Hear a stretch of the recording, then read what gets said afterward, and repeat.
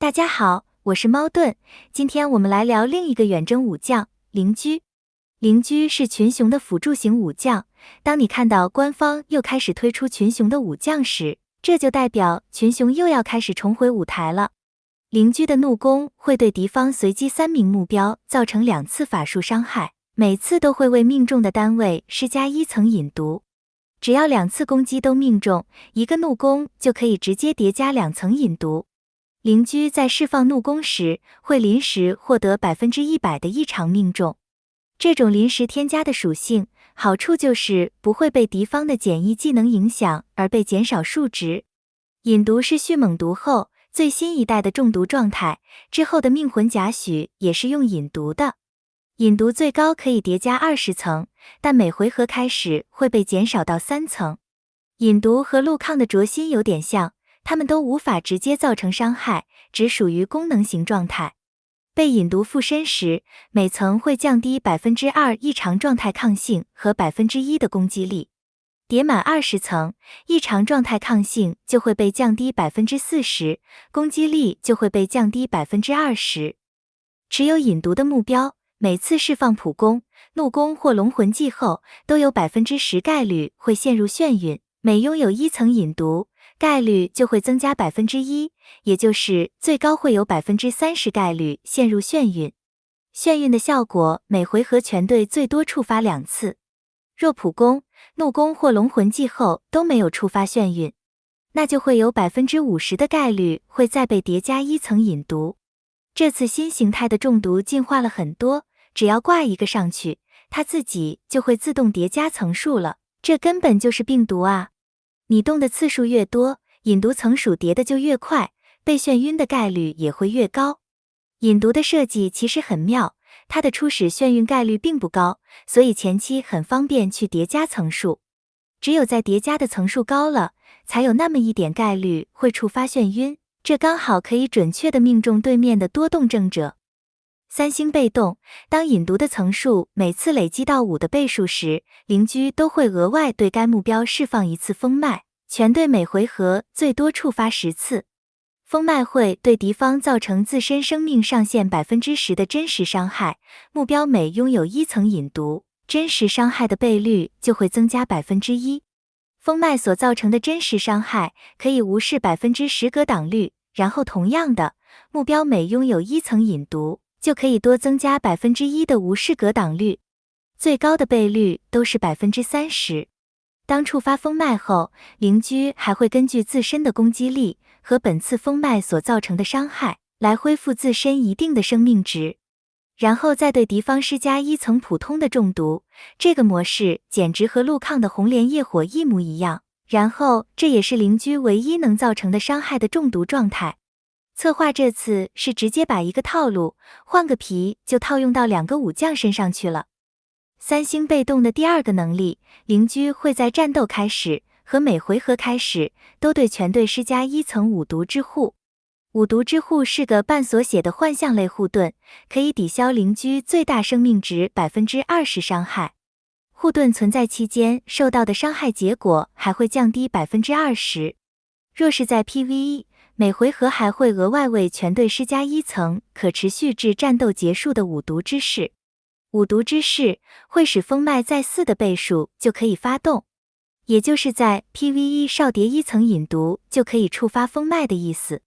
五毒之势存在期间造成的伤害结果会提升 20%， 这是个全队永久增伤，并且所有攻击都会额外附加2层引毒。有了这个能力，引毒在 PVE 就可以叠得飞快了，而且风脉也会发动得更加频繁。持有五毒之势的武将还会在风脉触发时额外恢复300点怒气，每回合最多触发10次，10次就是3000点怒气，等于队伍里每个武将都可以额外发动3次怒攻。五毒之势是个很强的降攻、真伤、回怒还带点眩晕能力的一套技能，这点在打魔窟的时候就很好用，基本也确定了灵驹必定会成为打魔窟的好用成员之一。5星被动会在开局就给敌方施加1层引毒，这样你就跑不掉了，只要移动就会有概率被叠加引毒层数。五星被动也给了邻居一个保命的能力，只要邻居受到大于生命上限10%的伤害，就会自动获得一个生命上限10%的护盾，持续一回合。而且其他女性武将也会有30%概率获得同样的效果，这样女团的整体坦度就会变得更高了。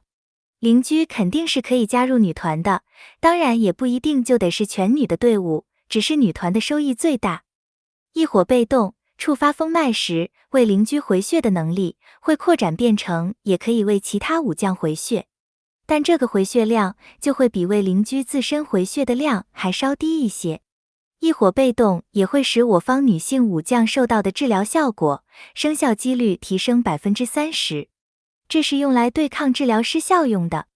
异火被动的最后一个效果，会在触发封脉时，使目标身上的引毒向相邻武将扩散1层。三火被动，五毒之护的护盾会从原来的最大生命值20%提升至30%，并且在护盾存在期间，还会额外附加异常抗性，提升50%。当任何一个五毒之护被击破时，若邻居不处于控制状态，就可以立即对伤害来源释放一次封脉。若攻击方在同一次攻击打破了多个五毒之护，邻居也只能对他出手一次，不会进行连续封脉。这个盾破反击的能力，每回合最多触发3次。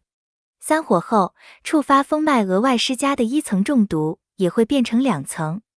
五火被动会将封脉的基础倍率从原来的10%提升至20%。这么一来，封脉造成的真伤和无视格挡率，在叠满20层引毒时，最高就可以达到最大生命的40%了。五火被动的最后一个效果，会使每次触发封脉都可以吸取敌方1%的攻击加成和防御加成，最多可以各吸取30%，效果会持续至战斗结束。这个吸取的能力，不晓得会不会顺便降低敌方的攻击力和防御力。如果会，那就是个很好的双向技能。不过攻击力和防御力，这些都只是非常基础的属性，